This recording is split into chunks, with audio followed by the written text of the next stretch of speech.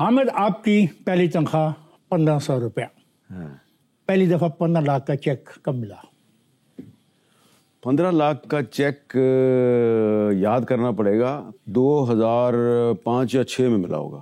Good. آپ کی Usama bin Laden سے کتنی ملاقاتیں ہوئیں، کہاں پر ہوئیں، اور ان ملاقاتوں کا اہتمام کس نے کیا؟ اہتمام پہلی ملاقات تو ہوئی تھی جی 1996 میں، جب وہ ابھی سوڈان سے آئے تھے اور ابھی پورے طرح افغانستان پہ طالبان کا قبضہ بھی نہیں تھا۔ وہ آپ کو جانتے تھے؟ وہ مجھے نہیں جانتے تھے، لیکن میں جس مولا عمر نے آپ کی جو ان سے ملاقات کا وعدہ کیا اور آپ سے ایک شرط لی، وہ کیا تھی؟ دیکھیں، وہ بیک گراؤنڈ تھوڑی سی میں بتا دوں۔ پلیز۔ بیک گراؤنڈ یہ تھی کہ میں نے ایک کالم لکھا تھا۔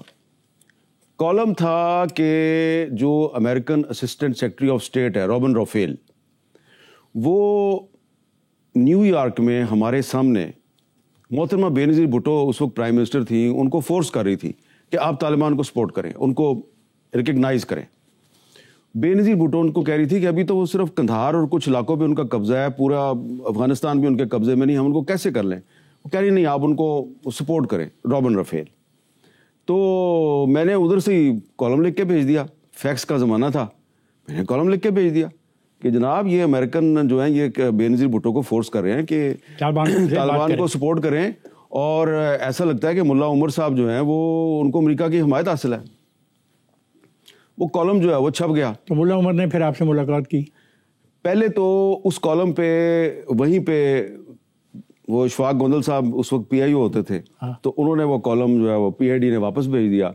تو پہلے تو بینظیر بھٹو صاحبہ جو ہے نا، انہوں نے میرے ساتھ تھوڑی سی ناراضگی کی، تھوڑی سی بحث کی۔ ان کی ناراضگی یہ تھی کہ میرے سے سمجھ تو لو کہ یہ ہمارا مسئلہ کیا ہے، کوئی اسٹریٹجک انٹرسٹ ہے، کوئی اس طرح کی بات ہے۔ اچھا، انہوں نے کہا کہ آپ کو پاکستان میں نصیر اللہ بابر صاحب جو ہیں وہ بریف کریں گے اس پہ۔ ہم پاکستان واپس پہنچے، نصیر اللہ بابر صاحب جو ہیں انہوں نے مجھے اور نصرت جاوید کو بلایا اور بتایا جی کہ ہمارا کیا اسٹریٹجک انٹرسٹ ہے، یہ ایک پائپ لائن فورس ہے، ہم پائپ لائن بچھانا چاہ رہے ہیں، وہ آئے گی ترکمانستان سے پاکستان، یہ طالبان اس پائپ لائن کو گارڈ کریں گے۔ آپ کو تو ساری ہسٹری کا پتہ ہے، جب حیات شیرپاؤ کا مرڈر ہوا تو اس کی ریٹیلیشن میں بھٹو صاحب جو ہیں انہوں نے نصیر اللہ بابر سے کہا کہ اب افغانستان سے بھی ایسے بندے ادھر لے کے آؤ جو ادھر کچھ کریں۔ تو میں وہ آپ کو بتا رہا تھا کہ پھر نصیر اللہ بابر صاحب نے مجھے قندھار بھیجا، وہاں پہ ہماری ملاقات ہوئی ملا عمر صاحب سے۔ ایسے تو نہیں ہوگی نا، وہ سڑک پہ تو ملا عمر نہیں کھڑا تھا، اس طرح تو نہیں۔ کس نے ارینج کی ملاقات؟ رحمان ملک نے۔ رحمان ملک نے، وہ اس وقت ایف آئی اے میں تھے۔ لیکن یہ بات تو میں ان کی زندگی میں بھی ایک دو دفعہ میں نے کہی۔ ٹھیک ہے، کوئی بات غلط تو نہیں کہہ رہے، تاریخی بات کر رہے ہو تو ان سے جب ملاقات ہوئی تو انہوں نے مجھے یہ کہا کہ میں نے ریڈیو تہران پر تمہارا نام سنا ہے اور تم نے ایک کالم لکھا ہے اور تم اس میں کہہ رہے ہو کہ ملا عمر جو ہے وہ امریکہ کے لیے کام کر رہا ہے، تم نے یہ بات کیوں کی؟ میں نے کہا رابن رافیل آپ کو سپورٹ کر رہی ہے۔ اس نے کہا یہ رابن رافیل کون ہے؟ میں نے کہا کہ امریکہ کی ایک نائب وزیر خارجہ ہے، خاتون ہے۔ اس نے خاتون میری سپورٹ کر رہی ہے؟ لا حول ولا قوت الا باللہ۔ تو اچھا، آپ مجھے ایک بات بتائیں، اگر میں امریکہ کے سب سے بڑے دشمن سے آپ کی ملاقات کرا دوں تو پھر آپ کو یقین آ جائے گا کہ میں امریکہ کے لیے کام نہیں کر رہا؟ میں نے کہا ہاں بالکل۔ تو اس نے کہا میں وہ اہتمام کروں گا۔ انہوں نے یہ نام لیا جب، تو میں ان صاحب کو نہیں جانتا تھا، اسامہ بن لادن۔ لیکن آپ نے ایک وعدہ بھی کیا ملا عمر سے، اس ملاقات اگر آپ کروا دیتے ہیں تو آپ ملا عمر کے بارے میں؟ ہاں، میں نے کہا کہ میں آئندہ سے کبھی یہ نہیں کہوں گا کہ آپ امریکی ایجنٹ ہیں یا امریکہ کے لیے کام کر رہے ہیں۔ آگے چلتے ہیں۔ یہ تو ہوگی آپ کی پہلی ملاقات، پھر یہ ملاقاتوں کا سلسلہ جاری رہا، آپ کی 3 اہم ملاقاتیں ہیں۔ اس کے بعد پھر 98 میں جب ایک فتویٰ اسامہ بن لادن نے دیا کہ امریکیوں پر ہر جگہ پہ حملہ کیا جائے اور وہ واجب القتل ہیں، یہ ہے وہ ہے، بڑا لمبا فتویٰ تھا، اس میں کچھ پاکستانی علماء نے بھی اس فتوے کی تائید کی تھی۔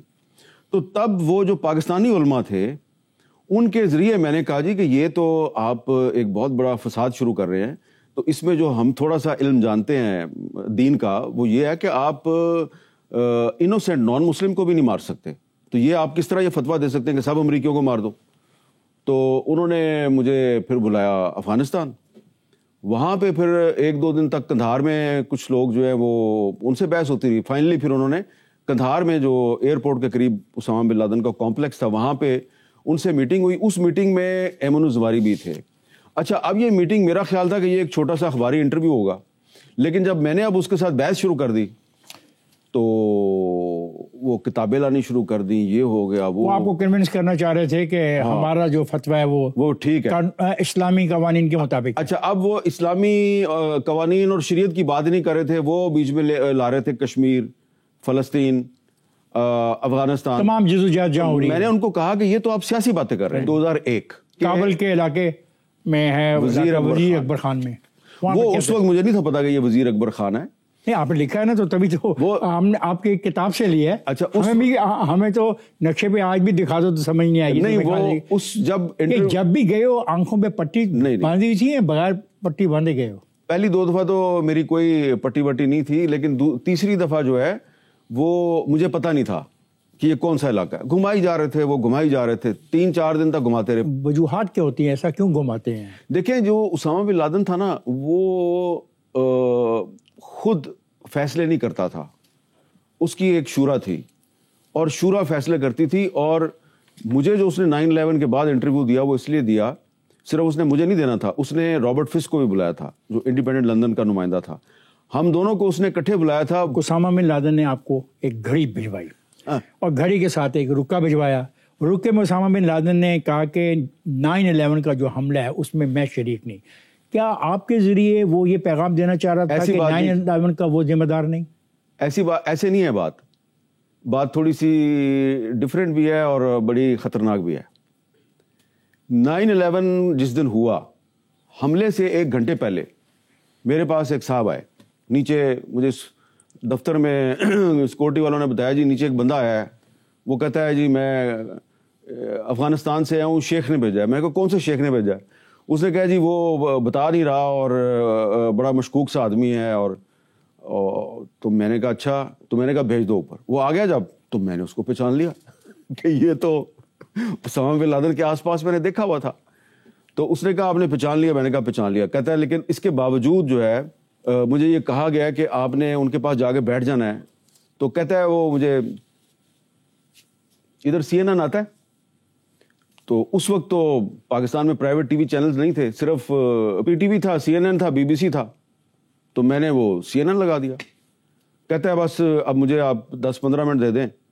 تو میں نے پھر تھوڑا ریسٹ کر کے پھر میں نے آپ کو کوئی بات بتانی ہے. اب میں اس کو ادھر بٹھا کے, کوئی شام 3-4 بجے کا ٹائم تھا, میں اپنے نیوز روم میں چلا گیا. میرا ایڈیٹر کا آفس تھا, ساتھ ہی نیوز روم تھا, میں ادھر چلا گیا. تھوڑی دیر بعد میں نے دیکھا کہ وہ بندہ جو ہے وہ کھڑا ہو کے نا تو ایسے ایسے وہ اوپر مجھے اشارے کر رہا ہے شیشے میں سے. میں گیا تو میں نے دیکھا تو وہ ٹوین ٹاورز والے جہاز ٹکرا رہے ہیں, وہ خبر آ رہی ہے. اس آدمی کو پتا تھا ٹوین ٹاور والا واقعہ ہونے والا ہے. حامد میر کو انہوں نے بطور وٹنس وہ دکھایا. اچھا, وٹنس کے طور پہ دکھایا. اور یہ وہ موقع ہے جب آپ کو گھڑی دی گئی اور پھر اس نے اس کے بعد مجھے کہا کہ جی یہ گھڑی ہے, یہ گھڑی آپ کو پتا ہے کون سی ہے؟ میں نے کہا ہاں, وہ جو اذان دیتی ہے گھڑی. تو میں نے کہا ہاں یہ وہی گھڑی ہے. جب میں نے اس کو پوچھا تھا کہ اس گھڑی میں سے اذان کی آواز ہے, تو اس نے کہا اب یقین ہو گیا.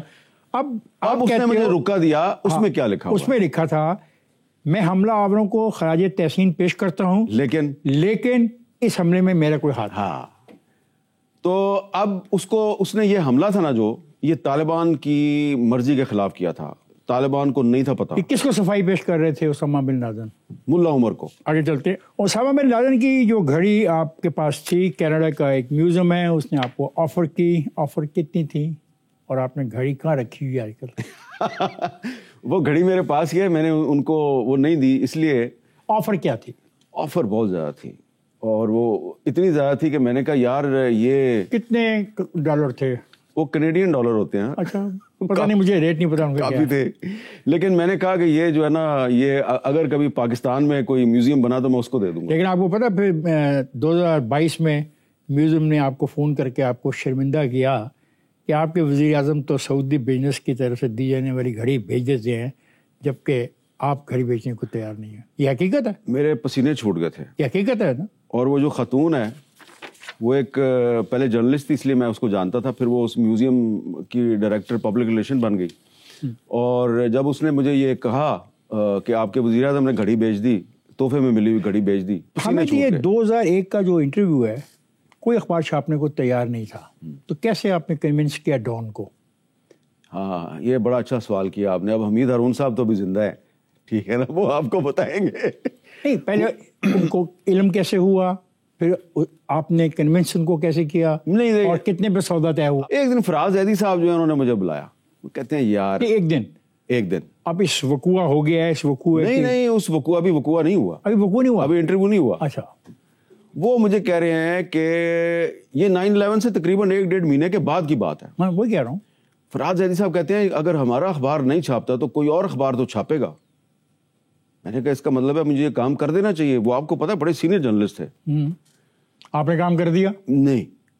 تو اس کے بعد حمید ہارون صاحب اسلام آباد میں مجھے مل گئے. حمید ہارون صاحب نے مجھے لیکچر دیا کہ اس طرح کے زندگی میں موقع بڑے کم آتے ہیں, تم یہ انٹرویو کرو. تو میں نے کہا اچھا میں کرتا ہوں, ہم چھاپیں گے. انہوں نے مجھے کہا کہ ہم چھاپیں گے. گڈ, چلیں. اچھا, لیس ڈوسٹ نے کہا کہ میں تمہیں بی بی سی کا کیمرہ مین دیتی ہوں, تم لے جاؤ اور بی بی سی جو ہے وہ بھی کرے گی. تو اب جناب میں ایڈیٹر ہوں روزنامہ و صاف کا, انٹرویو کرنے میں نکلا ہوں ڈان اخبار کے لیے, اور بی بی سی جو ہے وہ بھی اس میں امیدوار ہے انٹرویو کی. جب میں ویزا لگوا کے بارڈر پہ پہنچا تورخم پہ, تو وہاں پہ جو وہ لوگ کھڑے تھے, انہوں نے, وہ گورا تھا بیچارہ, اس کو ان کا یہ تو نہیں جا سکتا, حامد میر ہی جائے گا. مجھے آپ کیا کرنے جا رہے ہیں ادھر؟ میں نے کہا جی وہ جلال آباد میں نا ایک مسجد پہ بمباری کی امریکیوں نے, میں وہ کور کرنے جا رہا ہوں. اس نے ٹھپا لگایا اور مجھے کہتا ہے مجھے سب پتا تم کیا کرنا چاہ رہے ہو. اچھا, اس کو پتا تھا, لیکن آپ کے جو یونیورسٹی کے استاد ہیں ڈاکٹر مہدی حسن, وہ تسلیم ہی نہیں کرتے کہ آپ نے کبھی اسامہ بن لادن کا کوئی انٹرویو کیا. ایسا کیوں ہے؟ بس یہ مہدی حسن صاحب کا اپنا مسئلہ تھا. 16 اپریل 1994 جنگ اخبار کے سیاسی ایڈیشن میں آصف علی زرداری کے بارے میں مضمون شائع ہونے پہ بقول آپ کو نوکری سے فارغ کر دیا گیا. اس پولیٹیکل صفحے کے انچارج کون تھے؟ کیا وہ صفحہ ان سے لے لیا گیا, اور آپ کتنے دن کے بعد نوکری پہ واپس آئے؟ وہ جو آصف زرداری کے بارے میں نے آرٹیکل لکھا تھا, وہ آرٹیکل جس بندے نے چھاپا تھا وہ میرے سامنے بیٹھا ہے. اس کا نام ہے افتخار احمد, اور وہ سیاسی ایڈیشن کے انچارج تھے. افتخار صاحب جو ہیں وہ مجھ سے لکھواتے تھے, سیاسی کالم لکھواتے تھے. میں نے ریسنٹلی محترمہ بینظیر بھٹو کی کوئی گفتگو سنی تھی سوئٹزرلینڈ سے پاکستان واپس آتے ہوئے, جہاز میں ان کے ساتھ تھا. میں نے واپس آ کے تھوڑا انویسٹیگیٹ کیا, مجھے تھوڑے ثبوت مل گئے, اور میں نے لکھا جی کہ ثبوت مل گئے یا ثبوت آپ کو دیے گئے؟ ظاہری بات ہے کہ آپ کو کلو ملتا ہے, اور کلو بھی کہاں سے, میں نے کبھی یہ پہلے نہیں بتایا, آج پہلی دفعہ آپ کے شو میں بتا رہا ہوں کہ محترمہ بینظیر بھٹو نے خود مجھے بریف کیا تھا کہ یہ جو سب مرین پاکستان خرید رہا ہے, ہم چائنا سے لینا چاہتے ہیں, لیکن کچھ جو لابسٹ ہیں وہ کہتے ہیں جی کہ آپ فرانس سے خریدیں, فرانس کی سب مرین مہنگی ہے, ہم چائنا سے خریدنا چاہتے ہیں. اور پھر جب میں نے کچھ 2-3 سوال کیے تو انہوں نے کہا اچھا تم اس پہ سٹوری کرنا چاہتے ہو؟ میں نے کہا جی. پھر پاکستان واپس پہنچیں گے تو پھر آپ سے بات کریں گے. تو اس کے بعد مجھے کافی اس کے ڈاکومنٹس مل گئے. اب جب میں نے وہ سٹوری چھاپ دی تو میرا خیال ہے میں اکیلا تو نہیں نوکری سے نکلا تھا, آپ بھی نکل گئے اور صفحہ بھی لے لیا گیا, اور مجھے واپس نہیں ملا, آپ نوکری پہ واپس آ گئے. بی بی کے حکومت کے خاتمے سے 2 دن پہلے آپ ان سے ملے اور بتایا کہ فاروق لغاری آپ کی حکومت ختم کرنے والے ہیں, اور یہ فیصلہ وہ کر چکے ہیں. نہ صرف یہ بلکہ آپ نے یہ بھی کہا کہ اگلے وزیر اعظم معراج خالد ہوں گے. آپ کو یہ سب معلومات ایجنسیاں کائے کو فراہم کرتی ہیں؟ ایجنسیاں یہ ہوا کہ میں اڈیالہ جیل میں شہباز شریف صاحب کو ملنے چلا گیا. شہباز شریف صاحب ان دونوں بند تھے, تو مجھے جناب فاروق لغاری صاحب نے بلایا. میری ان سے سلام دعا تھی, بلکہ اچھے تعلقات تھے. میرے ساتھ محمد مالک صاحب بھی تھے پہلی میٹنگ میں. تو انہوں نے مجھ سے پوچھا کہ یار کیسی میٹنگ رہی تمہاری شہباز شریف سے؟ اب میں پریشان ہو گیا, اس لیے کہ میں نے وہ میٹنگ حامد میر بن کے نہیں کی تھی. میں نے وہ میٹنگ, ان کا شہباز شریف صاحب کا کزن ہے شاہد شفیع, اس کا شناختی کارڈ لے کے, اس کی شکل تھوڑی میرے سے ملتی تھی. خیر میں شاہد شفیع بن کے ملا شہباز شریف صاحب کو. میں نے کہا فاروق لغاری کو کیسے پتا لگ گیا؟ میں نے کہا یہ کہیں میرے پہ کیس نہ بن جائے. بہرحال اس نے نہیں یہ بات کی. جب ٹھیک ہے آپ مالک گئے ہیں, فاروق لغاری سے ملاقات ہو رہی ہے, اور اس ملاقات میں فاروق لغاری صاحب جو ہیں وہ بی بی کے بہت سخت باتیں کر رہے ہیں, اور انہوں نے مجھے کہا میری کمر میں درد ہو رہا ہے, اس عورت نے میرے پہ کالا جادو کرا دیا. میں کہا کون سی عورت؟ انہوں نے کہا یہ بے نظیر بھٹو. اب میں تو کنونس ہو گیا لے بھی کم خراب ہے. ٹھیک ہے, تو جب وہ میٹنگ ختم ہو گئی, اور آپ نے بے نظیر کو کہا کہ نہیں ایسے نہیں, ان کے جو ڈی جی پی آر تھے پریزیڈنٹ صاحب کے, قصور سعید مرزا صاحب, جو کہ پیپلز پارٹی کے ایک پرانے کارکن تھے, ان کے ساتھ میری بڑی دوستی تھی. میں میٹنگ کر کے نکلا, میں اس کے پاس چلا گیا قصور سعید مرزا کے دفتر میں. میں نے کہا کہ میں نے دوبارہ میٹنگ کرنی ہے پریزیڈنٹ سے. کہتا ہے کیوں؟ میں کہا پریزیڈنٹ نے فیصلہ کر لیا ہے بے نظیر بھٹو کی حکومت کو برطرف کرنے کا. نہیں حامد, آپ کیسے اس نتیجے پہنچے؟ بھائی اب یہ ایک صحافی کا طریقہ کار ہے نا کہ وہ پریزیڈنٹ آف پاکستان کے ڈی جی پی آر کے سامنے بیٹھ کے ایک سٹیٹمنٹ دے رہا ہے, جو کہ سیکھا آپ سے سیکھا نا.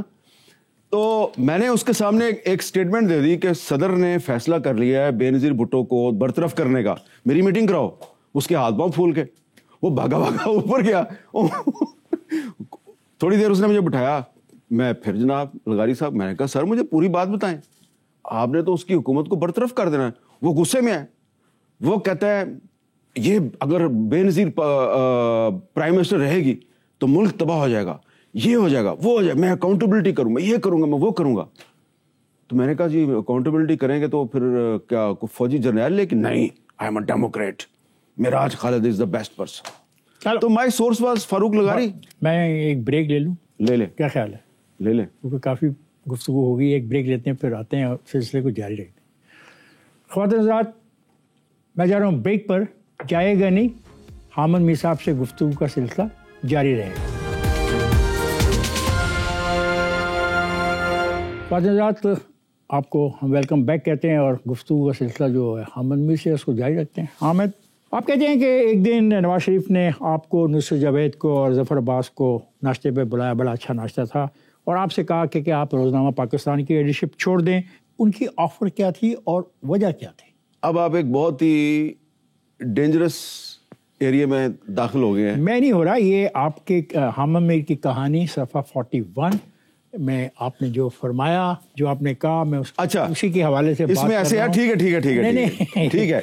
نہیں وہ اصل میں نا وہ آج کل کی صورتحال میں نا یہ کہانی جو ہے نا یہ میرے لیے بڑے مسائل پیدا کرے گی, لیکن میں احتیاط کے ساتھ آپ کے سوال کا جواب دیتا. بھائی دیکھیں نا, یہ نواز شریف صاحب لندن کی جن پراپرٹیز کی وجہ سے نااہل ہوئے, ان پراپرٹیز کے بارے میں نے 1996 میں میں نے ایک کالم لکھا, اور ان کی یہ جو پراپرٹیز ہیں ان کی جو ڈاکومنٹس تھے وہ میرے پاس تھے. پھر میرے ساتھ ایک اور ڈاکومنٹ آپ کے پاس کیسے آ گئے؟ ڈاکومنٹس, اب یہ سب کچھ تو نہیں نا میں آپ کو بتا سکتا. تاریخ کا حصہ ہے نا, ہو تاریخ کا حصہ ہے. تو ایک اور بھی گواہ ہے سعید قاضی, وہ میرے ساتھ اخبار کا اسسٹنٹ ایڈیٹر تھا. اس کو میں نے کہا تم فیچر کرو. وہ اور میں, ہم جو ہے وہ مختلف لوگوں کو ملے, میں نے کالم لکھا, اس نے پورا کلر پیج پہ فیچر چھاپا صاف میں, ود نہیں ڈیلی پاکستان. اچھا ٹھیک ہے, ود ڈاکومنٹس. ٹھیک ہے, ود ڈاکومنٹس. نواز شریف نے کیوں کہا کہ نواز شریف صاحب بڑے غصے میں تھے. نواز شریف صاحب نے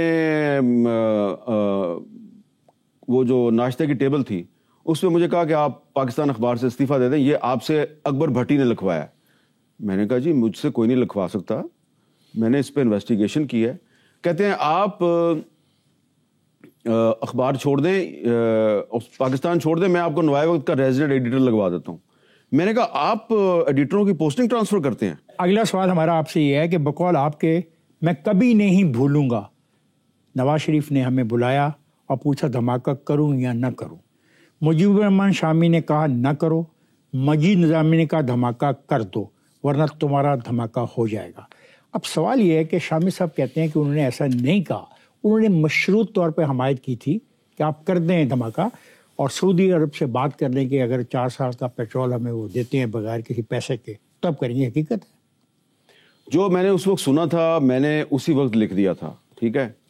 اور جو مشروط انہوں نے ہو سکتا ہے بات کی ہو, لیکن میں یہ سمجھتا ہوں کہ خود وہاں پہ تھے نہیں وہ. کون؟ آپ نے تو کوٹ کیا, میں تو موجود تھا بھائی. آپ تو ان کو بھی کہہ رہے ہو کہ وہ بھی موجود تھے اور انہوں نے اپوز کیا. وہ کہتے ہیں ایسی بات نہیں. کس نے؟ میرے دوست شامی صاحب نے اپوز کیا. ہاں وہ کہتے ہیں ایسا نہیں ہے. میں نے مشروط بات کی. آگے کیا یہ حقیقت ہے کہ مشرف نے 2007 میں ججوں کی بحالی کی تحریک سے میڈیا کی توجہ ہٹانے کے لیے لال مسجد کے معاملے میں میڈیا کو استعمال کیا؟ بالکل صحیح بات ہے, اس کا میں آئی وٹنس ہوں. اس لیے کہ مجھے لال مسجد کے اندر جب سیج ہوئی تھی, گھیرا ڈالا ہوا تھا, تو مجھے اعجاز الحق جو ہے اس نے, وہ اس وقت منسٹر تھا مذہبی امور کا, تو اس نے مجھے کہا یار یہ کوئی ایشو نہیں ہے, یہ جو مسجد کے ساتھ تو کوئی پھڈا نہیں ہے, تو یہ کس نے پھڈا پیدا کیا ہے, تو یہ مسئلہ حل کرائیں. میں نے کہا ہاں مسئلہ حل کرائیں. تو میں اور اعجاز الحق بیک ڈور سے ایک راستہ تھا, ہم اس راستے سے غازی عبدالرشید اور مولانا عبدالعزیز کے پاس چلے گئے. ہم جب انہوں نے کہا کہ ٹھیک ہے کوئی مسئلہ نہیں ہے تو آپ ہمارے پاس آ گئے ہیں, بڑا شکریہ, ہم مسئلہ حل کرنے کی کوشش کرتے ہیں. لیکن جب ہم نکل رہے تھے تو انہوں نے کہا کہ ادھر جو ملیٹنٹس ہیں مسجد کے اندر ہمارا ان سے کوئی تعلق نہیں ہے, یہ تو آپ کے ملیٹنٹس ہیں. آپ سے مراد آپ کے؟ نہیں میرے نہیں, حکومت کے. اچھا. تو یہ تو گن پوائنٹ پہ انہوں نے قبضہ کیا ہوا ہے اور ان کی تو شفٹیں ہیں.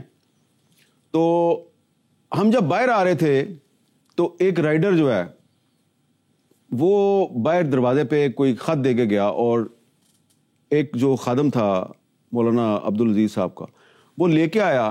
تو وہ جب وہ لیٹر کھولا گیا تو وہ وزارت مذہبی امور کی طرف سے لال مسجد کو نوٹس دیا گیا تھا کہ آپ یہ جگہ خالی کریں, اور منسٹر صاحب ساتھ کھڑے ہیں. اچھا, مطلب اس کا مطلب یہ ہے کہ میڈیا کو استعمال کیا گیا.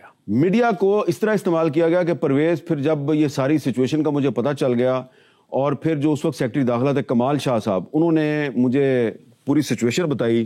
وہ کہتے ہیں جی کہ یہ جو ملیٹنٹس ہیں ادھر لال مسجد کے, ان کو ہم نے پکڑا ہے اور ان سے اسلحہ برآمد کیا ہے, پکڑ کے ہم نے ان کو تھانے میں بند کر دیا ہے. ہمیں فون آتا ہے ایک ادارے کا, ان کو چھوڑ دو. ہم ان کو چھوڑتے ہیں, وہ پھر جا کے لال مسجد میں بیٹھ جاتے ہیں. اب جناب میں نے یہی بات آرمی ہاؤس میں 10 صحافیوں کی موجودگی میں نے پرویز مشرف کو سنا دی کہ آپ ڈبل گیم کر رہے ہیں ہمارے ساتھ. وہ غصے میں آ گیا, اس نے کہا بھائی کمال شاہ سے بات کراؤ, کمال شاہ سے بات کراؤ. تو وہ جنرل حامد جاوید صاحب جو ہیں انہوں نے کمال شاہ سے بات کی, کمال شاہ نے کنفرم کر دی, میں نے کنفرم کر دی. مشرف صاحب جھاگ کی طرح بیٹھ گئے, اور اس کے بعد پھر چودھری شجاعت صاحب نے نیگوسیشن شروع کی. نیگوشیشنز کامیاب ہو گئیں, اس کے باوجود آپریشن ہو گیا. آپ نے لکھا کہ مجھ سمیت بہت سے اہل صحافت نے ججوں کی بحالی کو اپنی زندگی اور موت کا مسئلہ بنا رکھا تھا. احمد صاحب, جس تحریک کو آپ نے اپنی زندگی اور موت کا مسئلہ بنا رکھا تھا, اسے حاصل کیا ہوا؟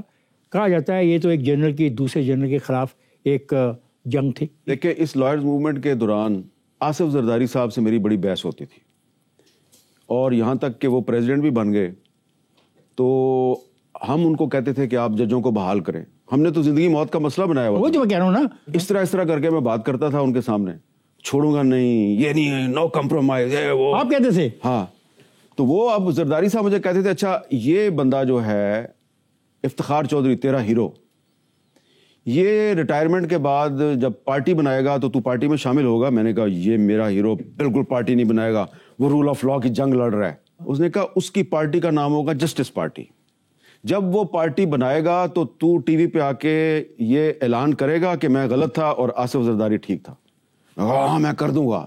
ہاں بھائی, میرا سوال یہ ہے کہ یہ ایک جنرل کی دوسرے جنرل کے خلاف جنگ تھی. میرا سوال یہ ہے. جنگ نہیں تھی, اس میں جنرل کیانی صاحب تھے جو, ہاں کیانی ورسز مشرف. نہیں کیانی ورسز نہیں تھا, کیانی کے ساتھ پوری فوج تھی. فوج جو ہے وہ مشرف سے تنگ آ چکی تھی. یہ ایک ریپیٹیشن تھی, ہسٹری نے رپیٹ کیا تھا. جس طرح یحییٰ خان نے فوج کی مدد سے ایوب خان کو ہٹایا, اسی طرح جنرل کیانی نے فوج کی مدد سے مشرف کو ہٹایا. جنرل کیانی سے آپ کے بڑے قریبی تعلقات تھے. یہ تعلقات کب بنے؟ قریبی تعلقات نہیں تھے, وہ ایسے تھا کہ میری 1-2 دفعہ ان سے ملاقات ہوئی تھی.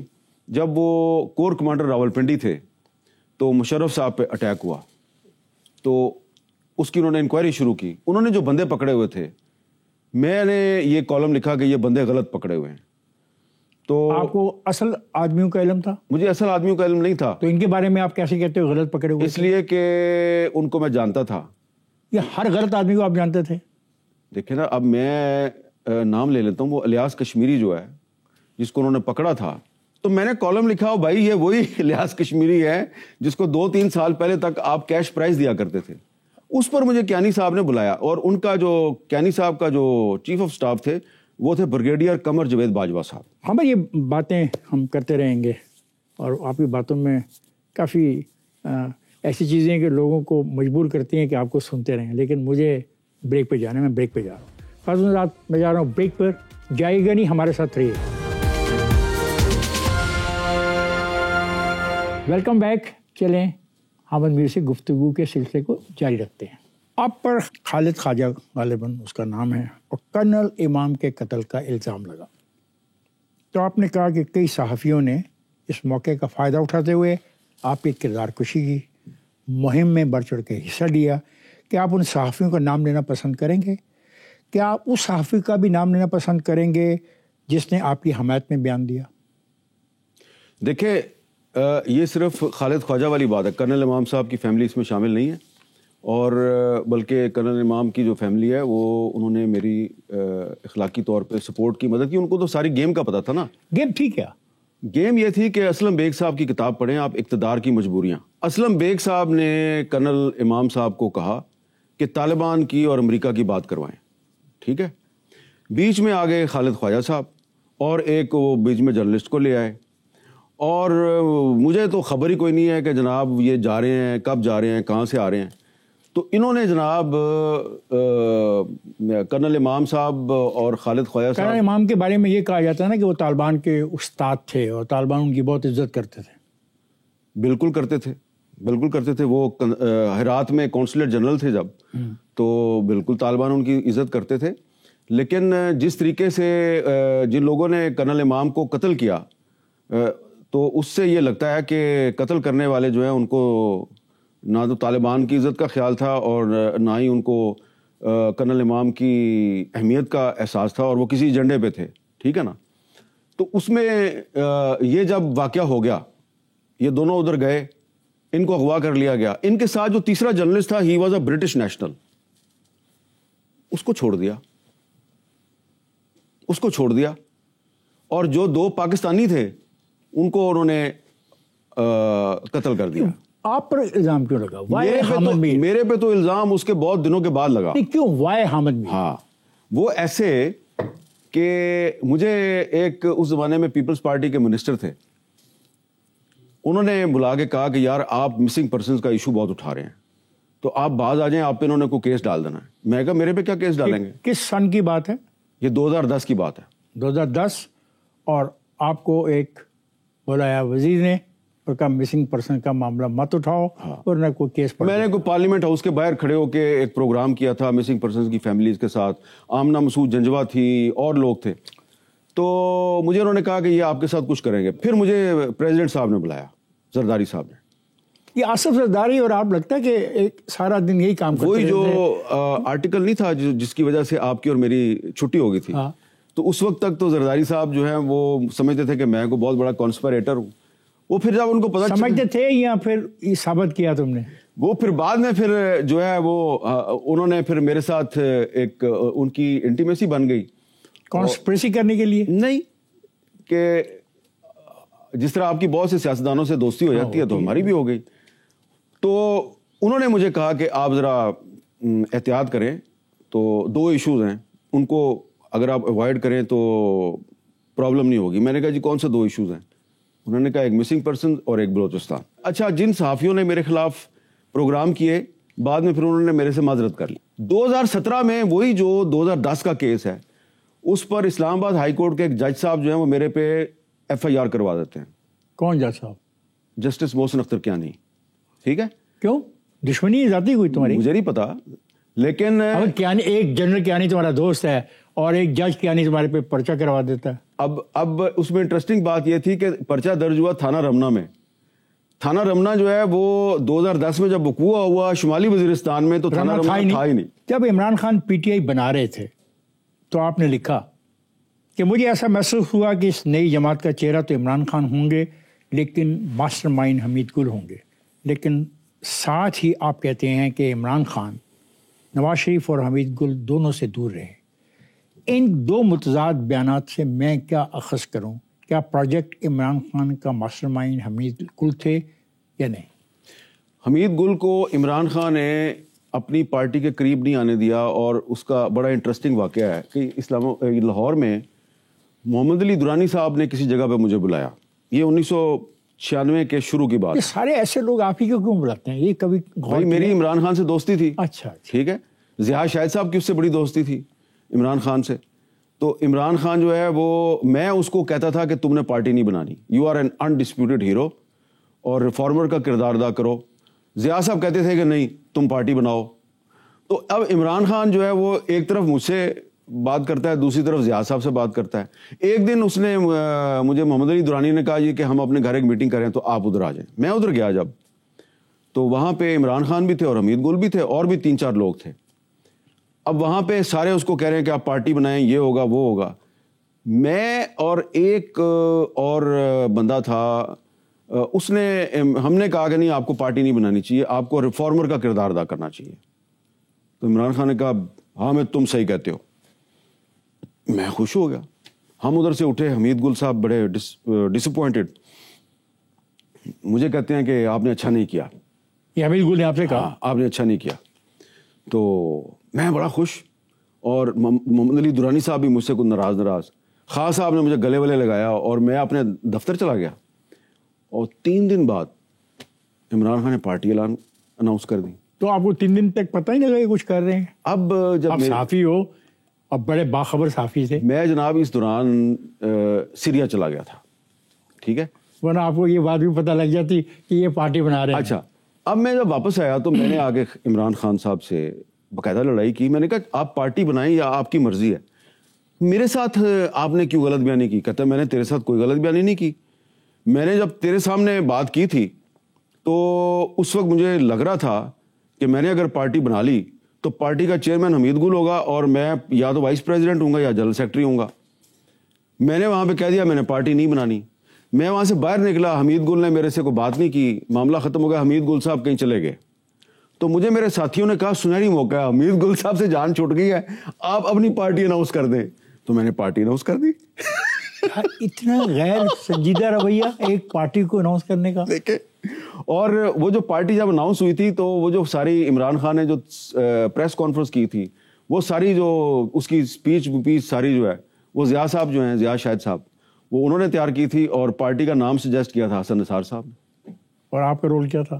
میرا رول تو یہ تھا کہ میں چاہتا تھا کہ خان صاحب پالیٹکس میں نہ آئیں۔ اس وقت میرا یہ خیال تھا کہ عمران خان نے ہسپتال بنایا ہے، اس کو ایک یونیورسٹی بنانی چاہیے، اس کو پاکستان میں ریفارمر کا کردار ادا کرنا چاہیے۔